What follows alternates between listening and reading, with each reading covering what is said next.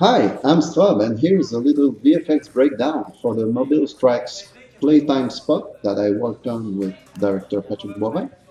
Here, Patrick is in the director's chair, and the main actor was the little boy Romeo, who is Patrick's son, and here you can see Romeo's older sister Margaret, who is rehearsing so Romeo doesn't get too tired. And here's the main actor Romeo acting. And you can see we mounted the camera on a crane operated by a few people. One behind the screen with a joystick and another one holding the crane. And you can also see how the light setup was done. Here I scanned the 3D couch using Aegisa photo scan and a Sony 42 megapixel camera. You can see Aegisa can recreate a lot of tiny details on the scan.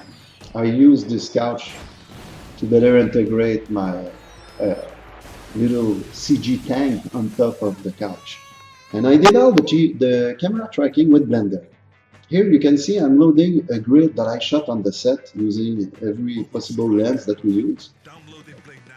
And to find out the value that I need to use to undistort the footage, I use the grease pencil to create some straight line, and then I go in the lens setting, I check calibration, and then I can play with the K1 and K2 value to undistort the grid, the lines.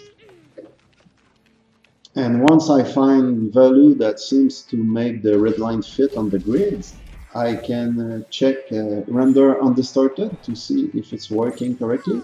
And I need my grid to become undistorted. And then I can show you an example of a scene.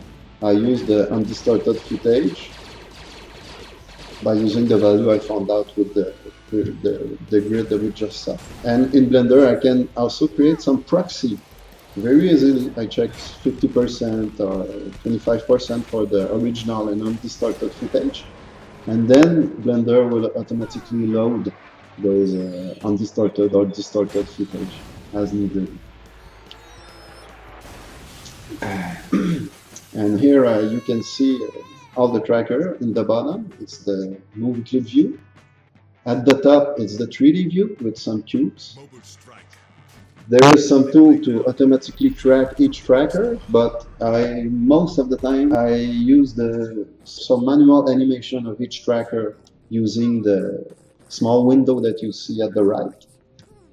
And then once I tracked every point, I solve the scene and I export using Alembic. I also create a OpenGL render of the scene just to see if it's working correctly. And here you can see some explosion tests that I did with my tank and a little breakdown of that shot.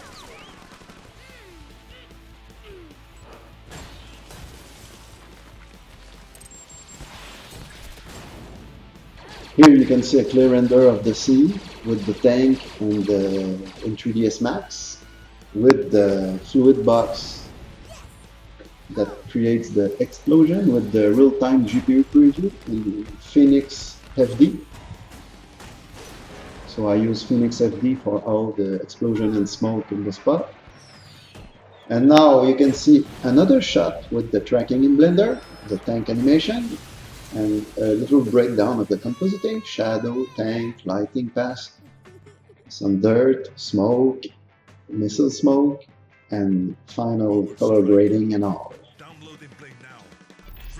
So I hope you enjoyed this little breakdown. If you have any question, don't hesitate to ask in the comment. Thank you.